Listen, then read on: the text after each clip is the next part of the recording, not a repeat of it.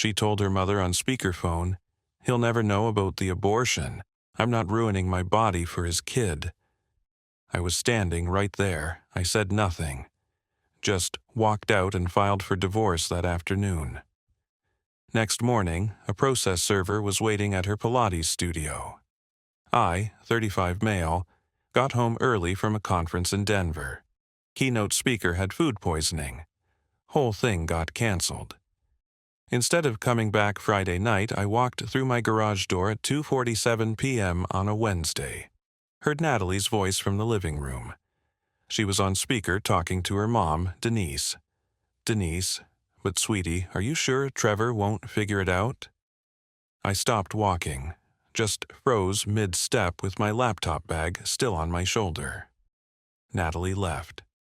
"Mom, relax. I told him I had that legal conference in Austin last week. He believed it. Men are clueless about this stuff, but he's been so excited about trying. Yeah, well, I wasn't about to let that ruin everything. You know what pregnancy does to a woman's career. I just made partner. I'm not throwing that away because Trevor wants to play house." My hand was on the wall. I needed it to stay upright. "Denise, so it's really done. The abortion last Tuesday. Quick procedure home by 300 p.m. He'll never know. I'm not ruining my body for his kid. Not happening. What if he asks about why you're not getting pregnant? Natalie, I got an IUD put in during the same appointment. I'll just keep pretending we're trying. It's not like he can tell the difference." They both laughed. My wife and her mother laughing. We'd been trying for 8 months. She'd cried every month when her period came. Real tears, or so I thought. We picked out baby names. She'd sent me links to nursery furniture, all of it fake. I didn't storm in, didn't confront her, just backed out through the garage, got in my car, and drove straight to my college buddy Ben's law office. Ben's been a divorce attorney for 12 years. I sat in his office and told him everything. He didn't look surprised. "How fast do you want this done?" he asked yesterday. "Trevor, man, I'm sorry that's brutal. But here's the reality. You're looking at splitting marital assets roughly 50-50. The house, retirement accounts, savings. She just made partner, so alimony is probably off the table at least. I don't care. Just get me out." We spent 3 hours drafting paperwork. By 6 p.m., the divorce petition was filed. Ben called his guy Dale, retired cop who serves process. She does hot yoga every Thursday at 7 a.m. at that place on Market Street. Right. Core power. Never misses it. Dale will be waiting in the parking lot. She'll be served before her first vinyasa or whatever. I checked into a hotel. Didn't take anything except my laptop and a change of clothes. Left my wedding ring on the kitchen counter with a note. "Heard your call with Denise. We're done." Started getting calls around 10 p.m. Natalie ignored every single one. 32 calls that night. Didn't listen to a single voicemail. Update 1. Dale texted at 7:03 a.m. delivered. She went white as a sheet. Asked if it was a prank. I said, "Nope, you're being divorced. Have a blessed day." My phone lost its mind around 7:20. Natalie, Denise, her sister Kristen blocked all of them. Then the email started. "Trevor, what is happening? Call me right now. You can't just divorce someone without talking to them. Trevor, this is Denise. I don't know what's gotten into you, but this is extremely childish. Call my daughter back immediately and work this out like an adult. Dude, this is Kristen. You're really pulling this over." What? Deleted all of them. Ben called at 9:01 a.m., so Natalie hired Philip Rothstein. Corporate attorney handles some family law. He's already pushing for an emergency meeting. No meetings. Trevor, you have to negotiate at some point. Then we'll do it through you. I'm not sitting across a table from her. Changed the locks that afternoon. Had my buddy Derek install cameras at every entry point. Front door, back door, garage cost me $800. but worth it for what happened next. The divorce papers gave her 48 hours to collect essential personal items. She showed up at 4:00 p.m. with Denise and Kristen. Watched the whole thing on my phone from the office. Natalie tried her key. Nothing. Pounded on the door. "Trevor, open this door. This is my house." Denise, literally screeching. "This is illegal.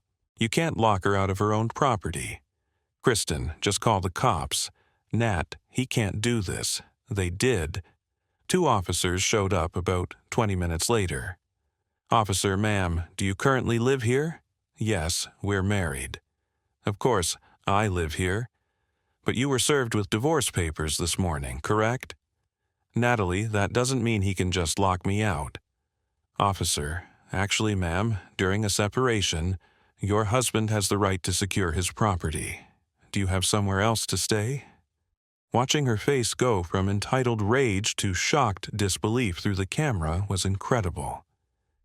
Denise stepped in front of the camera. "Trevor, I know you're watching. This is ridiculous. Be a man and let my daughter get her things." I texted Ben. "Tell Rothstein she gets supervised access Saturday morning. 2 hours. She brings one person, you'll be there. Take it or leave it." That night, Natalie's best friend, Vanessa, started texting me. "Hey, Trevor. Look, I know you guys are going through something, but Natalie is wrecked. She's staying at her parents' and she won't stop crying. Can you at least talk to her?" "No, come on. 6 years of marriage and you won't even have a conversation. She made a mistake. We all make mistakes. She didn't make a mistake. She made a choice and lied about it for weeks. You're being really cold. Do you know how humiliating it was for her to get served at Core Power? Everyone saw her entire yoga classes talking about it. Good. Hope they talk." Update 2. Saturday morning. Ben showed up at 9:30 a.m. Natalie pulled up at 9:02 with Kristen. Natalie had definitely been crying. Mascara, slightly. Smudged, eyes red, trying to look pitiful. "Trevor. Trevor, please. Can we just talk alone?" "No, you won't even hear me out. I heard everything I needed to on Wednesday." Ben handed her a printed list. "These items have been identified as your personal property. You have 2 hours. Natalie looked at the list like it personally offended her. 2 hours. I lived here for 4 years. Then prioritize, I said. Kristen jumped in. "You're really enjoying this, aren't you? Making her suffer." "No, I'm making this efficient. Big difference." They went inside. I stayed in the living room, scrolling through my phone while Ben supervised. Natalie kept trying to catch my eye, start a conversation, ignored her every time. About 40 minutes in, Denise showed up, walked right in without knocking. "Trevor Mitchell, you look at me." I glanced up. "You need to leave. You're not authorized." "Authorized? This is family. I'm her mother and you're trespassing." "Ben?" Ben stood up. "Mrs. Patterson, you need to exit the property." Denise's face went red. "After everything we've done for you, we welcomed you into this family. We paid for half your wedding. Appreciated it. Now leave." Natalie came running out. "Mom, what are you doing here? Trying to talk sense into your husband." "Ex-husband." I said, "Technically still married for like 90 more days, but let's not split hairs." Natalie's eyes filled with tears. "Trevor, please. I know you're hurt, but we can fix this. Counseling, therapy, whatever you need. I don't need anything except for you to finish packing. Can't you just listen to me? Let me explain." "Explain what, Natalie? That you terminated a pregnancy I didn't know existed? That you cried fake tears for 8 months while I comforted you? That you laughed with your mom about how clueless I am?" Dead silence.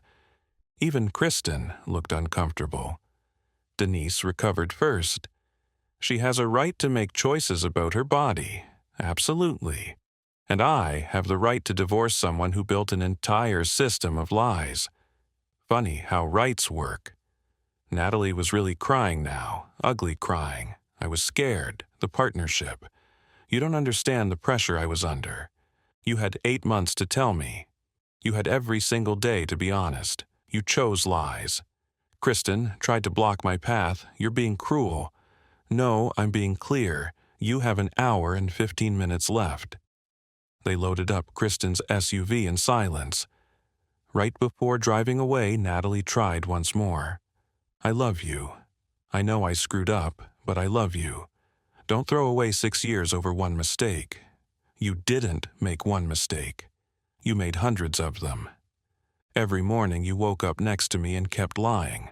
Every time you sent me baby furniture links. Every time you pretended to be disappointed. Those weren't mistakes, Natalie. That was a lifestyle. She just stared at me, then left.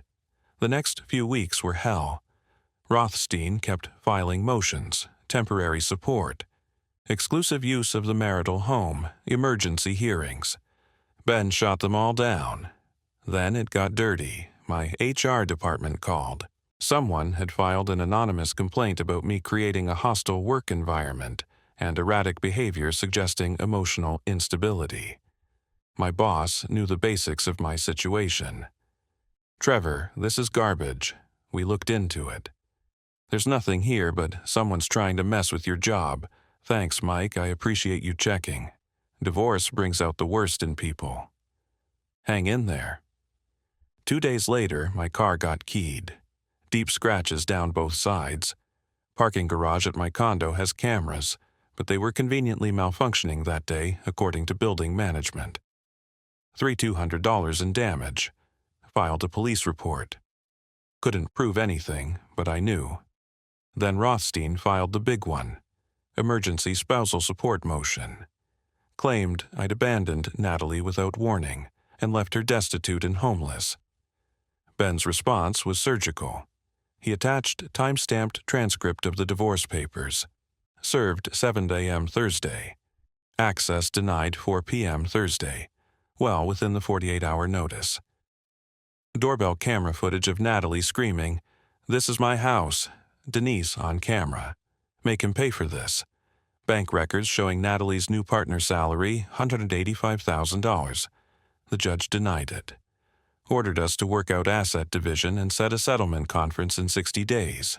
But they weren't done. Vanessa started a whisper campaign. Suddenly, mutual friends were asking me really pointed questions. Hey, man, heard Natalie's side of things. Pretty intense. What you hear? That you, basically forced her to get pregnant and then went psycho when she couldn't handle it. That's creative. So, it's not true. Opposite of true, but believe what you want. Lost a few friends over it. The ones who believed her story without asking mine weren't real friends. Anyway, the real escalation came when Denise showed up at my office. Security called me. Mr. Mitchell, there's a Denise Patterson in the lobby demanding to see you. She's becoming agitated. Call the police if she won't leave. I'm not coming down. She left before the cops arrived, but sent me a 5-page email that night. The highlights. I was destroying her daughter's life. I was heartless and vindictive. I should be ashamed of myself. The abortion was none of my business. Wild take. I owed Natalie at minimum $50,000 for emotional damages. If I didn't pay, she'd make sure everyone knows what kind of man you really are.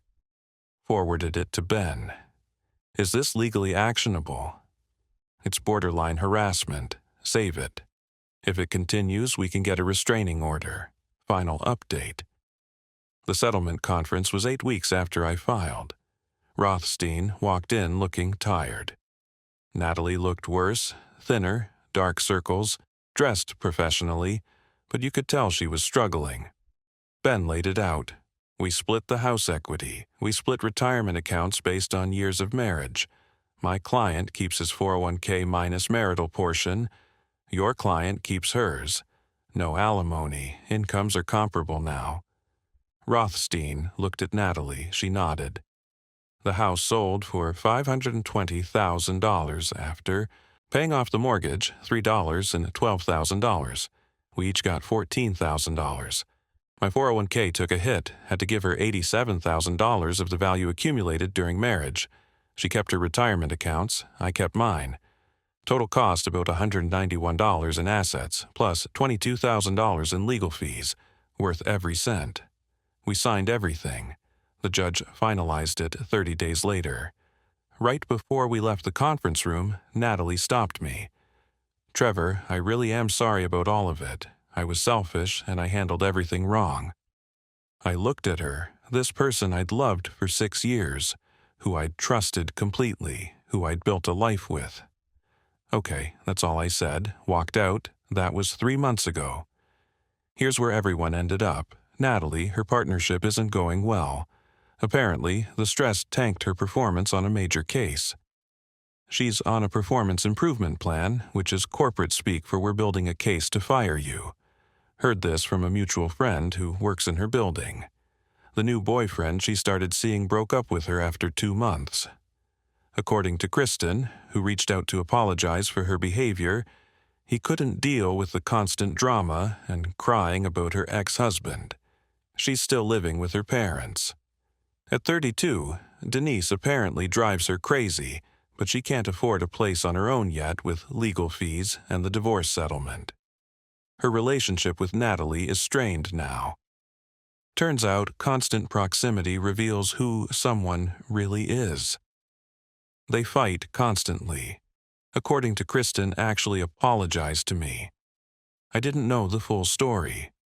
What she did was messed up. "I'm sorry I came at you like that. We're not friends, but we're civil. The revenge." People keep asking if I feel guilty for ruining her life. I didn't ruin anything. She did that herself when she terminated a pregnancy without telling me and built an 8-month lie about trying to start a family. The process server at Core Power. That was calculated. Could have done it privately at home, but she'd lied to my face for months without flinching. Figured she could handle some public embarrassment. The quick lock change, protecting my assets and mental health. The methodical legal approach, ensuring I got out fast and clean. None of it was revenge. It was consequences. Me bought a smaller place downtown. 1-bedroom condo, 900 square FT, but it's mine.